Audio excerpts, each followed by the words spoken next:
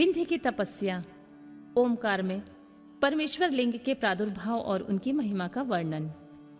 ऋषियों ने कहा, महाभाग सूत जी, आपने अपने भक्त की रक्षा करने वाले महाकाल नामक शिवलिंग की बड़ी अद्भुत कथा सुनाई है। अब कृपा करके चौथे ज्योतिर्लिंग का परिचय दीजिए।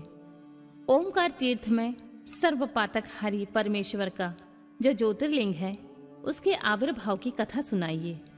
सूत जी बोले, महर्षियों, ओमकार तीर्थ में परमेश संज्ञक ज्योतिर्लिंग जिस प्रकार प्रकट हुआ वह मैं बताता हूं।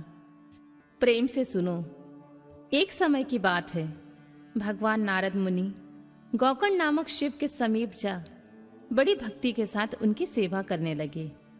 कुछ काल बाद वे मुनि श्रेष्ठ वहां से गिरिराज विंध्य पर आए और विंध्य ने वहां बड़े आदर के साथ उनका पूजन किया।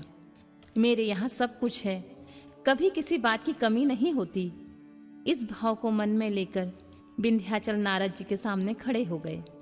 उनकी वह अभिमान भरी बात सुनकर अहंकार नाशक नारद मुनि लंबी सांस खींचकर चुपचाप खड़े रह गए। यह देख विंध्य पर्वत ने पूछा, आपने मेरे यहाँ कौन सी कमी देखी है? आपकी इस तरह लंबी सांस खींचने का कारण क्या है? नारद जी ने कहा, भैया, तुम्हारे यहाँ सब कुछ है, फिर भी मेरू पर्वत तुमसे बहुत ऊंचा है। उसके शिखरों का विभाग देवताओं के लोकों में भी पहुंचा हुआ है, किंतु तुम्हारे शिखर का भाग वहां कभी नहीं पहुंच सका है। सूत जी कहते हैं, ऐसा कहकर नारद जी वहां से जिस तरह आए थे उसी तरह चल दिए। परंतु विंध्य पर्वत मेरे जीवन आदि को धिक्कार है, ऐसा सोचता हुआ मन ही मन संतृप्त हो उठा। अच्छा, अब मैं विश्वनाथ भगवान शंभु की आराधना पूर्वक तपस्या करूंगा। ऐसा हार्दिक निश्चय करके मैं भगवान शंकर की शरण में गया।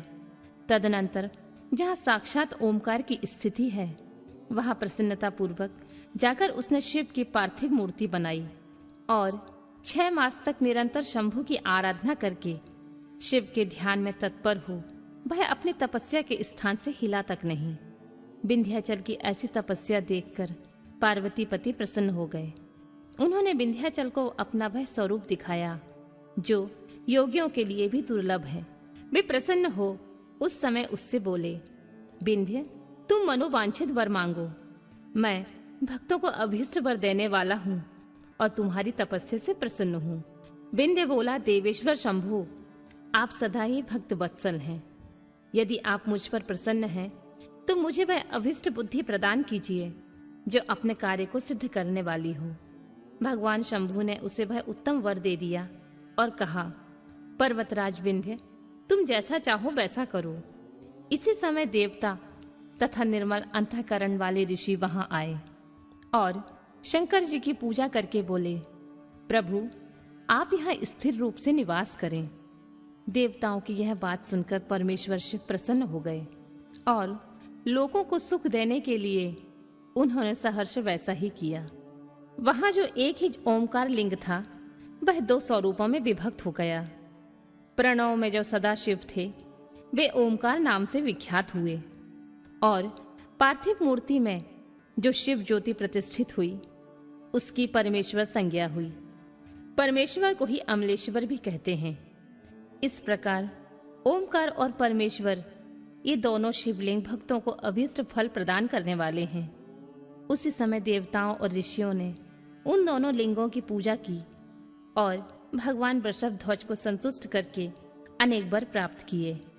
तत्पश्चात देवता अपने अपने स्थान को गए और विंध्याचल भी अधिक प्रसन्नता का अनुभव करने लगा।